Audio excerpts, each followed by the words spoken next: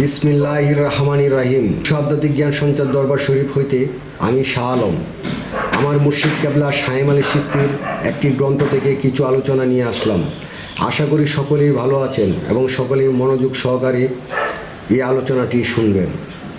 আজকে যে আলোচনাটি নিয়ে আসলাম সে আলোচনাটি হলো পরমাত্মা, জ্ঞান বিবেক, কে সৃষ্টি এবং কে স্রষ্টা, এই নিয়ে কিছু আলোচনা করব। কুলফু আল্লাহু আহাদ আল্লাহু সামাদ লামি আলিদ ওয়ালাম ইউলাদ ওয়ালামিয়া কুল্লাহু কুহুয়ান আহাদ, অর্থাৎ আল্লাহ এক, আল্লাহ স্বয়ং সম্পূর্ণ, আল্লাহ জন্ম নেন না এবং জন্ম দেন না। তাহলে আমি বলবো পরমাত্মা জন্ম নেন না, বিবেক জন্ম নেন না, জ্ঞান জন্ম নেন না এবং পরমাত্মার ধ্বংস নেই, বিবেকের ধ্বংস নেই, আলোকিত জ্ঞানের ধ্বংস নেই। আল্লাহ নিজেই নিজের সৃষ্টিকারী এবং যাহারা বলে আল্লাহকে দেখা যায় না, তাহলে আমিও বলবো পরমাত্মাকে দেখা যায় না, বিবেককেও দেখা যায় না, জ্ঞানকেও দেখা যায় না। এই তিনটি বস্তুর মধ্যে আল্লাহ একজন। আল্লাহর ধ্বংস নাই, পরমাত্মার ধ্বংস নাই, বিবেকেরও ধ্বংস নাই, আলোকিত জ্ঞানের ধ্বংস নাই।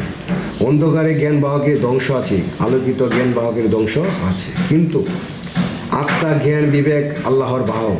এর ভিতরে আল্লাহ আছে এবং বাহিরেও আল্লাহ আছে।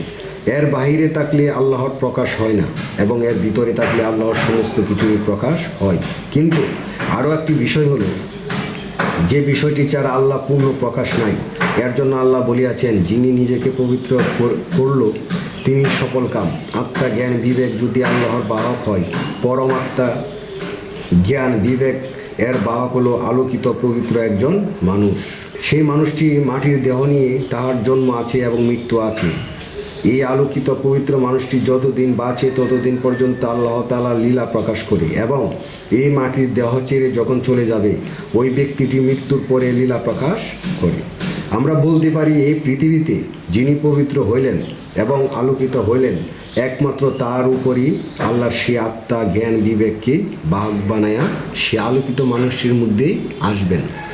তাহলে আমার প্রশ্ন হলো, এই পৃথিবীতে লক্ষ লক্ষ মানুষ পবিত্র এবং আলোকিত হইলে তাহারা কি ফাঁকা থাকিবে? এখন আমি বলবো আল্লাহ এক, কিন্তু অগণিত গড়ে থাকেন, কিংবা কোটি কোটি বিলিয়ন বিলিয়ন হইয়া পয়গম্বর, নবী, রাসূল ও আউলিয়া, পীর ফকিরের মধ্যে থাকতে পারেন। তা কেমন করে হতে পারে?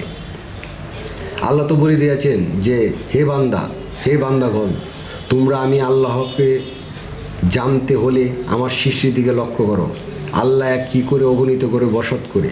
দেখুন, আকাশে সূর্য একটি, কিন্তু এই পৃথিবীতে যদি লক্ষ কোটি পুকুর জলাশয়ে থাকে, সেই লক্ষ কোটি পুকুরে লক্ষ কোটি সূর্য দেখা যায়।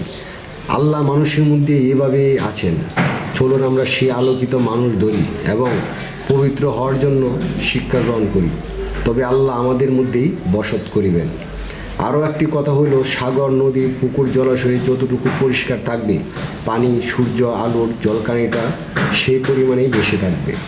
তেমন করে একজন মানুষ নিজেকে যতটুকু পরিষ্কার বা পবিত্র করতে পারবে, তাহার জ্ঞানের প্রকটটা ততটুকুই বাড়বে।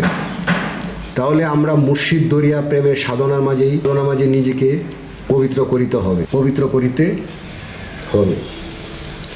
জানি না আমি আজকে আমার মুর্শিদ কেবলা শামীম আলী চিশতির গ্রন্থের যে আলোচনাটি করলাম, এই আলোচনা আপনাদের কতটুকু ভালো লেগেছে। যদি ভালো লেগে থাকে তাহলে আমার মুর্শিদ কেবলার যে গ্রন্থটি লিখেছেন সেই গ্রন্থটির সফলতা ফিরে পাবেন। সকলেই ভালো থাকবেন এবং আমাদের এই চ্যানেলটি সাবস্ক্রাইব করে থাকবেন। সুস্থ থাকবেন, ভালো থাকবেন, নিজেদের প্রতি খেয়াল রাখবেন। আল্লাহ হাফেজ।